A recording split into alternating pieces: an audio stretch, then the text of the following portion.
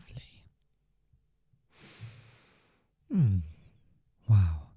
Aren't we lucky to have heard that original recording of an elderly woman in her garden pruning her roses? Truly remarkable. Hello and welcome back to the final couplet with me, Theo Cowan. How are you doing? Everyone doing all right in their home or in their car or on the street or wherever you may be listening to this now?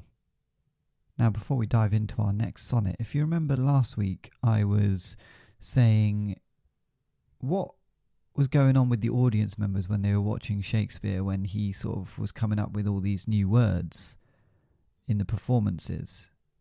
And I used the example, in a pickle. You know, if you heard that for the first time in an audience, you'd be like, what the hell's he talking about? Well, got a YouTube comment. Thank you to Fawn Atkinson. I think that's how you pronounce it. Forgive me if it's not. And they've said they think of it like the audience probably would have known these words, but the word hadn't been written down yet. So actually what we're reading is is Shakespeare just writing down these words, maybe not inventing them. And that I hadn't thought about. So thanks for pointing that out. And it's a great observation, and probably, almost certainly the case. So there we go, a bit of community getting together and helping each other out. So I appreciate any of you getting in touch and offering another viewpoint and helping me out, because look, I'm not a Shakespeare scholar, and unfortunately I don't think I ever will be, but it's been fun to look at his work and try and dissect it, and thanks for joining me. Right, with that all said and done, Sonnet 79 today, and it's a bit of a continuation from 78, but you'll be pleased to hear not Sonnet 78 Part 2, just a similar theme.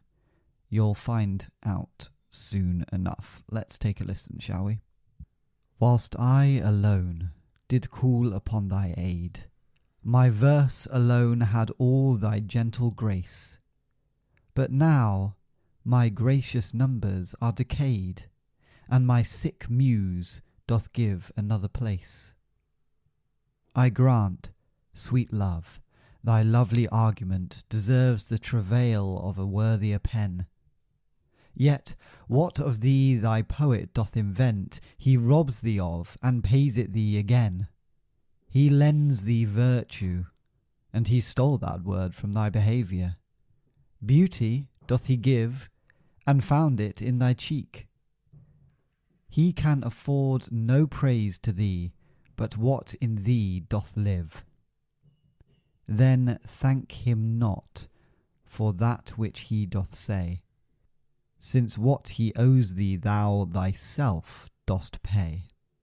So there we have it, Sonnet 79, and as I promised, it's a similar vibe to Sonnet 78. He's basically talking about how his muse, his lover, has all these other writers, or in this particular case, Sonnet 79, he's saying there is this one particular other writer who is writing poems about him and about how sexy he is and how good he looks, and that has pissed Shakespeare off a bit by the sounds of it. And he's saying, look, you know, he can write all he wants, and look, I understand that you want other people to write about you, but he's not as good as he seems, all right? So that's the general theme. But I think we should dive into this line by line and work out what the hell Shakespeare was going on about in Sonnet 79. Whilst I alone did call upon thy aid, my verse alone had all thy gentle grace.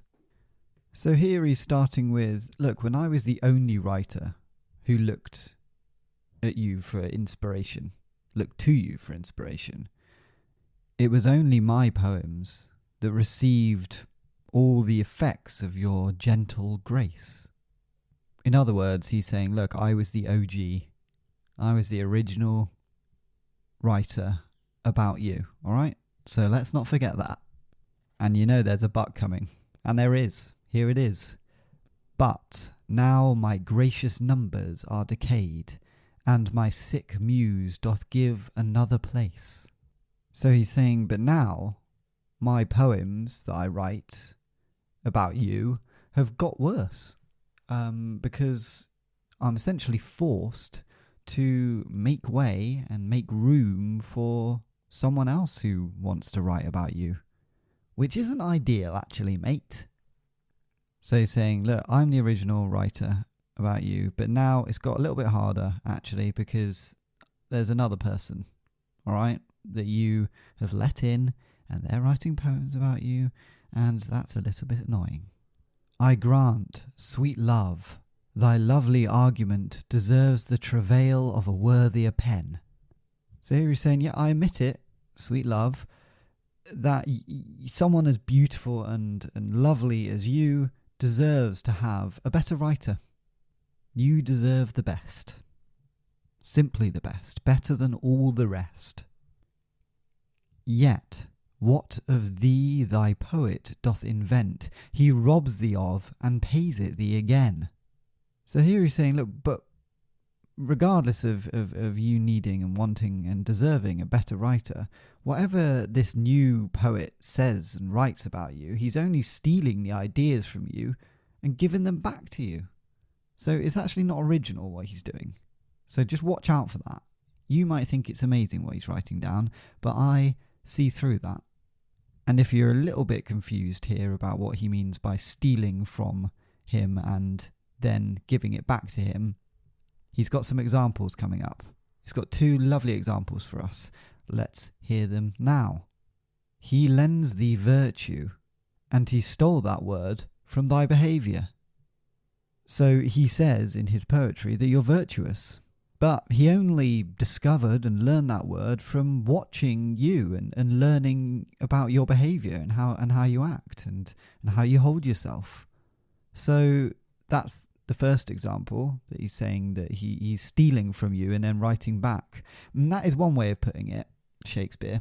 But I will say that's sort of just inspiration, isn't it? I mean, I wouldn't call it stealing from someone and then giving it back to them, because there is an argument here, Shakespeare, that is kind of what you do in your poems. You kind of write about what you see. Isn't that like what most writers do? Anyway, I won't get bogged down in that, but just something to think about. And he continues with, beauty doth he give, and found it in thy cheek. So along the same lines, he says you're beautiful in his poems, in his writing, but he only found out about beauty from your face. And that can't be true, Shakespeare. He can't have learnt about beauty from this one person's face. Are you really meaning to say that this writer went through the whole of their life without seeing beauty until this person? I mean, that's a miserable old life, isn't it? Just everything ugly. No, I'm being too literal, aren't I? But funny to think. So those are the 2 examples to back up his point. And then he continues with, he can afford no praise to thee, but what in thee doth live. Which means he has no praise for you except for what he finds in you already. So it's sort of wrapping up his point. And you know what? He'd make quite a good lawyer in court with this, wouldn't he? Because he's laying out the point. He's saying, look, you steal your words, your writing from the person you write about and then present it back to them. And here's a couple of examples, and then here's the conclusion. Well done, Shakespeare. I mean, good point, and well laid out, well presented. And now, of course, we're on to the final couplet. Then thank him not for that which he doth say, since what he owes thee thou thyself dost pay. God, a bit of a mouthful, that one. Quite hard to get your lips round. But here he's saying, don't thank this bloody writer for what he says about you, since you're paying for everything that he gives you. You're a sucker. You're being a sucker. So that's the end of Sonnet 79. And you know what? I like to I like to think about if I'd received this sonnet. And if I did receive this sonnet, I think I'd be a bit like, what the hell are you talking about? All poetry comes from looking at something or someone and being inspired by that. I mean, this poem, Sonnet 79, is Shakespeare observing another poet writing about his muse, his lover, and being annoyed about it, and then writing a poem. That's the inspiration. It's the same thing. So actually, I think Shakespeare is being quite harsh on these other poets, and he needs to give them a break. They're just trying their best. They're just trying to do some classic poetry, some iconic love poetry for this sexy man. What's so wrong about that? Right, now I think it's about time we put this Sonnet 79 to our story. And if you remember last week, Shakespeare was on the pirate ship. He'd been captured by pirates at sea, and he was sending sonnets to Ben Jonson initially to sort of persuade Ben Jonson to give the pirates some money to let him go. And Ben Jonson finally caved in and went, okay, yes, I'll give the money to the pirates. He turned up on the pirate ship. Guess what? Christopher Marlowe bloody turned up too. And Christopher Marlowe was like, no, I'm bailing Shakespeare out. Don't you worry about that. And he took Shakespeare off that pirate ship, paid the lovely pirates, and took him back to his boat, which is just off the coast of England at this point. And Shakespeare, after having a nice lovely sleep, discovered that Christopher Marlowe received hundreds of love poems from all different writers around the world. And Shakespeare was a bit pissed off about this, so he wrote his own sonnet saying, look, forget all these other writers, I am the writer, I am the OG. So that was Sonnet 78. Let's see how that was received by Christopher Marlowe when he read it, and how Sonnet 79 fits into all this. Christopher Marlowe finished reading Shakespeare's Sonnet 78. He looked up from the page at Shakespeare, eagerly awaiting his response. And he said, yeah, Shakespeare, I told you, you actually didn't need to write this. These other letters, they don't mean anything to me. I haven't written back to any of them. Look, when you're as good-looking and handsome and sexy as I am, you get lots of love letters. That's just how it is. You wouldn't understand. I mean, not to say you're not good-looking, but it's not quite on the level that I am. Do you get what I mean? Shakespeare bowed his head and said, yes, I understand. I have a very, very large forehead, 5 head, 6 head in many ways, and I couldn't possibly imagine being as good looking as you are. But I just need you to know that I love you, and my writing is the original writing about you, alright? None of these other phonies. Christopher Marlowe said, look, I understand, Shakespeare. I get it. And they kissed and hugged before Marlowe said, Shakespeare, I think we've arrived back in England. They scrambled up to the deck of the boat and saw the white cliffs of Dover. Hurrah! They cheered. Finally, they were back in England. It had taken them months, and Marlowe and Shakespeare had both been away for a good year, maybe more at this point. They both shed a tear at the thought of being back in England's beautiful embrace. They disembarked the boat and took a carriage back to London. Eventually they arrived at Christopher Marlowe's house in Whitechapel. Christopher fumbled around for his keys before eventually opening the front door. It was stuffy inside and dusty, as no one had lived there for a long time at this point. There was lots of mail on the floor, and Christopher Marlowe says, oh, probably all junk mail, or bills. And Shakespeare said, don't I know it? You should get one of those plaques that says, no junk mail please, because that always stops people posting junk mail to you. And Christopher Marlowe says, oh, I haven't heard of those. That's a good idea. They go into the kitchen and Christopher Marlowe dumps the mail on the kitchen table. And Marlowe says, Shakespeare, I'm just going to nip to the toilet and I'll be back in a second. He leaves Shakespeare alone in the kitchen. Shakespeare absent-mindedly flicks through the junk mail on the table. Something about a public hanging happening in the local square. The Nag's Head had a 2-for-1 on drinks every Wednesday. And then he saw some familiar writing addressed to Christopher Marlowe. He said, I know that hand. Whose is it? He racked his brains. His 2 brains. And then suddenly he thought back to the pirate ship and the letter that he received but a few days ago. 'Tis the same hand. It's Ben Jonson's hand. He looked around him. Why was Ben Jonson contacting Christopher Marlowe? It didn't make any sense to him. He had to find out what the contents was. He opened the letter and read something about beauty, something about virtuous, something about sexy. It's a love poem to Christopher Marlowe from Ben Jonson, his frenemy, his ex-lover. What is this? Were these two together? He heard the toilet flush, and then Christopher Marlowe came back into the kitchen, whistling away in a happy manner. He saw Shakespeare holding Ben Jonson's poem in his hand and said, What do you got there? What is that? Did you open my mail? And Shakespeare said, well, I did, because I recognised the hand, and I thought, well, why would you be receiving something from Ben Jonson? And Christopher Marlowe said, I can't believe it. How dare you open mail addressed to me? And Shakespeare said, I'm sorry, I don't know what came over me, but what is this? Are you two in a relationship? And Christopher Marlowe says, so what if we are? How dare you open up my private affairs?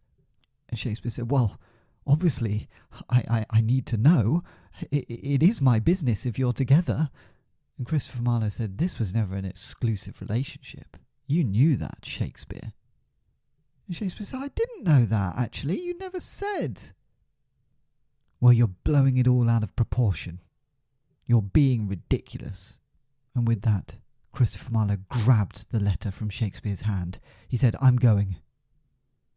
Shakespeare said, don't go. We need to talk about this. What's going on? And Marlowe says, if you can't accept that I might be with other people, then I don't know if we can ever be together. If you need me, you'll find me at Ben Jonson's. He slammed the door behind him, leaving Shakespeare alone again. Shakespeare reread the sonnet by Ben Jonson and thought, this is stupid. This is badly written. I'm a much better writer than this. How could he fall in love with this? And so, on the back of the letter, he got out his quill. He would write a poem on the other side of Ben Jonson's poem, explaining what a phony he is, and how unoriginal his poetry was. He spent a whole 5 minutes coming up with Sonnet 79, and when he read it back, he thought, yes, that's perfect. He went out into the street and said, you boy, come here. Yes, sir? I need you to deliver this letter to Ben Jonson at 41 Wardour Street. Okay, sir. Here's a penny for your troubles. Run like the wind, boy, this is important. With that, the boy sprinted all the way to Wardour Street. He'd do anything for a penny. When he arrived, he posted the letter through the door. Christopher Marlowe had literally just stepped foot into the house when he saw Sonnet 79 drop on the placemat.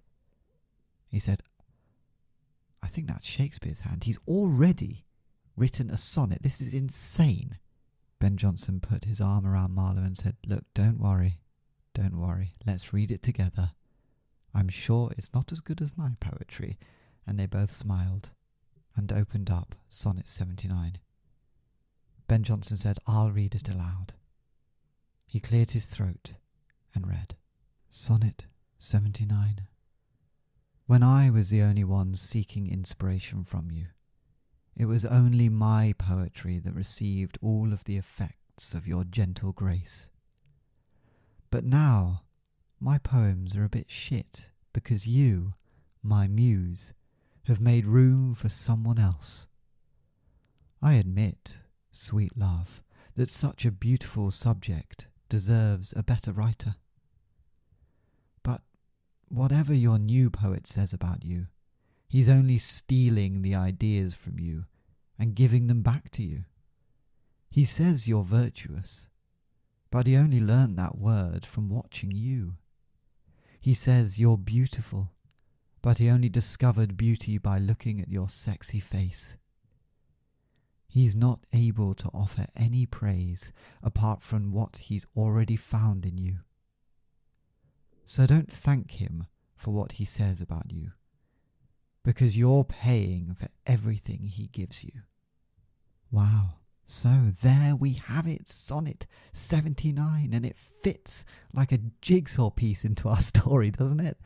I mean, Christopher Marlowe and Ben Jonson, did you see that one coming? Shakespeare is obviously, and quite rightly, fuming. But did he know that he was in an open relationship? It doesn't appear so. We'll find out how Sonnet 79 was received by Christopher Marlowe and Ben Jonson, and of course look at Sonnet 80 next week. Until then, goodbye!